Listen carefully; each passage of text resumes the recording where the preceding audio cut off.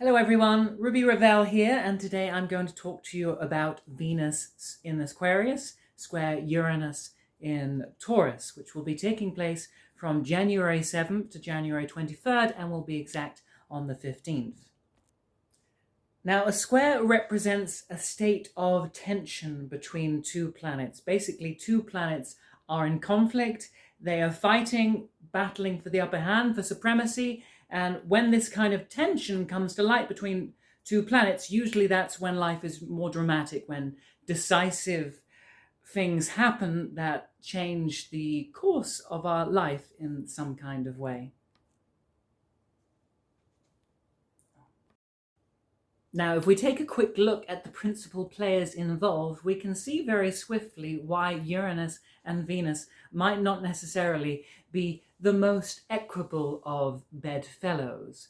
You see, Venus rules the principle of harmony and its upkeep. You know, on a day-to-day level, we interact with other people, with our fellow sentient beings, and we generally, unless we're a very martial or difficult person, we try and do so in a way that keeps everyone happy. You know, we're polite to people, we're pleasant to people. We try and offer them nice, sweet gestures that will make them think well of us. You know, we say things to cheer them up. All of these things are meant to lubricate and grease and maintain all the mechanisms of the social apparatus.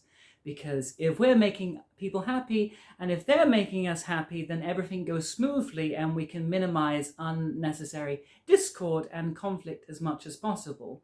The problem is that when that Venusian principle gets out of hand, as it can with some people, we can begin to compromise ourselves too largely for the sake of maintaining harmony. You know, we might have some grievance, some problem, some frustration, some restlessness that's lurking and festering within us, but we say, no, I'm not going to say anything about it, because if I do, that might cause a problem. That might cause a scene, that biggest of British bugbears. So, you know, we'll just minimize it and we'll keep a nice smile on our face. Or it can represent itself in those situations where everyone is being cheerful and pleasant with each other superficially, and then, you know, everyone's bitching about each other behind one another's backs because they don't want to deal with the potential discord of actually having to state any of their quandaries or difficulties to one another face to face. And over time, that can cause energies between people to become resentful and to become stagnant, for harmony or the illusion of harmony to damage the flow of one's truth and authenticity. And so we can see that manifesting sometimes in situations where we have relationships where one partner is always putting their needs aside for another person. And even if that other person is doing other things that is making them happy or is making them feel frustrated or limited or restricted in some way, they don't say anything about it because they dread the idea of an argument. They dread the conflict that could lead to the destabilization or potentially even the end of the relationship. And so for the sake of maintaining harmony, they say nothing. And that can happen in any sphere, in situations in work, in relationships, in family, in creative partnerships, in anything which involves us working with another person. There is always that possibility of us having to deny our own individuality or to deny our own values, what we find precious, just to keep other people happy. And like I said, in small amounts, that is a very useful skill to have, but taken to extremes, it can lead to these stagnant situations that never offer us any freedom or human release. And that's where Uranus comes in. Uranus represents the total antithesis of this. Uranus cares about truth, about justice, about righteousness, about what is honest. And it doesn't care how many wars it has to start, how many arguments it has to start, how many dramatic, decisive actions it has to take, throwing everyone's lives into upheaval. All it cares about is doing the honest thing. If it says, I feel this truth inside and I need to live it out, it will do so regardless of what commitments it already has. Now, that I'm talking about Uranus operating in isolation there, but with a square, you have that tight 90-degree angle where, like I said, you've got to try and find a way of working out the conflict between these two principles. A lot of the way that Uranus stimulates us and shake things up is by filling us with this sense of restlessness. You know, during Uranus transits, we often feel this jittery, nervous energy as though we've just been hit by this thunderbolt, this bolt from this blue. We don't feel settled. We don't feel Venusian. We don't just feel like we can loll on the couch. There is this energy saying, I have to do something. But not only that I have to do something, I have to do something that is true to me. So if you find yourself in a situation where you're in a relationship that's feeling stagnant, where it's frustrated, where there's all these different sides of yourself that you don't feel you can honestly live out, then you might start feeling that fiery, rebellious spirit that says something has to change in this relationship because right now it's not satisfying me. And because of that square, often when we have those tense aspects, we find that someone in our life might be living one planet and we might be living out the other. So for instance, if you're on the Venusian side of things, you might be very happy with the way things are. You're happy with your work, you're happy with your love life, you're happy with your family, you're happy with your appearance and your creative outlook. And then suddenly one day your partner comes in and tells you they have all these problems in the relationship that have been lingering within them for a long time, and they're frustrated and they're sick of the same old routine, and they want to go out and make this decisive change, or they want to bring this element into the relationship, and you're sat there thinking, but everything's fine exactly how as it is. What do you mean, dear? Don't we live la dolce vita? Don't we already have everything we want? Or you can find yourself the Uranus person in this position of feeling this restlessness, this desire for change, this desire to express this unacknowledged part of yourself. And you have a partner on the other end who isn't perhaps very receptive to the turmoil that you're feeling inside. In fact, they might even be quite patronizing, or just say that you're making a fuss and try and minimize your feelings and say everything's fine and just to accuse you of being chaotic. So in that situation, you know, with squares, it's kind of this sink or swim situation. If we're talking specifically about a relationship, it's all about the case of whether we can be flexible or not. You know, are we willing to put in that work to understand our partner who is feeling in a very different way for us? Or do we say, this isn't worth it and we should just separate and go our different ways?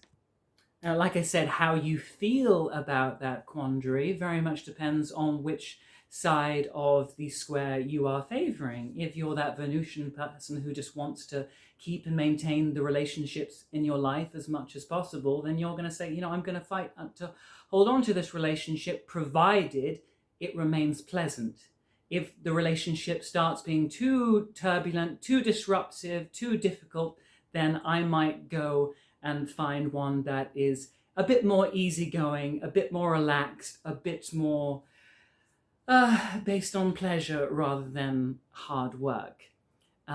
Whereas if you're on the Uranus side of things, you're going to lead more towards just having a complete break, because Uranus loves the future. The future is exciting because it hasn't happened yet. The future is the world of infinite possibilities.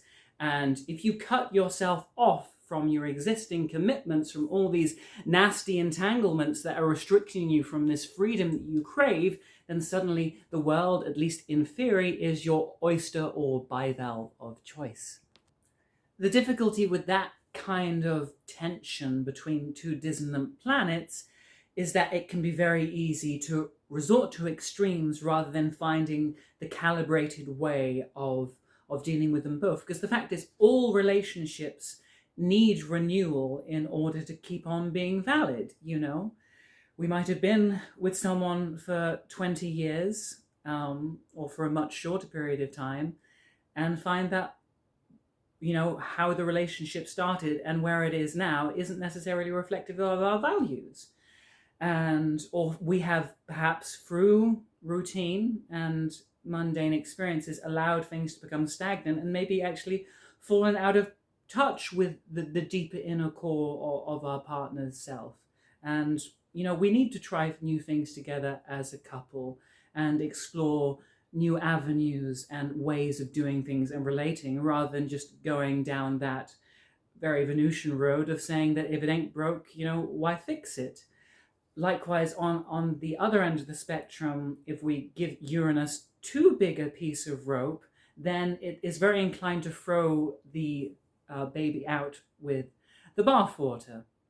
It starts seeing that any change is better than no change at all. And as a result, it can start acting quite erratically, quite chaotically, just trying and seizing anything, any crazy idea that comes along, because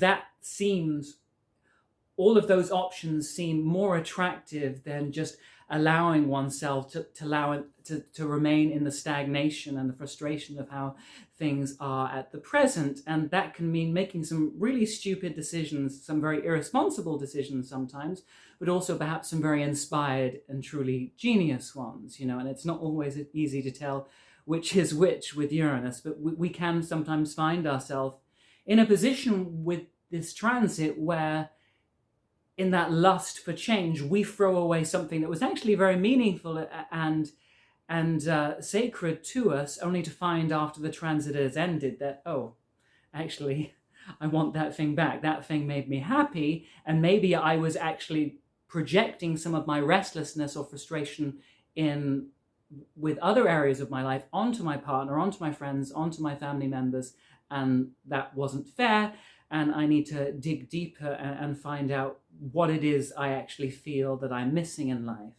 Now, I've focused on that quite heavily in terms of talking about relationships and partners, but, Venus also rules money, fashion, creativity, friendships, and our work environments. And so those are all areas where we might feel that frustration and that desire for change, or in which, if Uranus is coming at us externally, in which we feel change is imposed upon us, where some routine, some normal structure that we're used to is suddenly thrown up in the air, and we have to find a way to adjust to the new developments that are coming our way.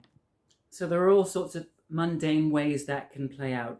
I've mentioned about relationships and the possibility of breakups, or for the need for a relationship to expand and alter itself, to change the differing needs and requirements and values of the participants. It could also mean change and upheavals in the workplace. One person's promoted, someone else is suddenly fired. We've got to deal with a new manager, or there's a whole new system of rules in place that we have to navigate, or maybe we have arguments or difficulties involving money or new technology that we have to work with.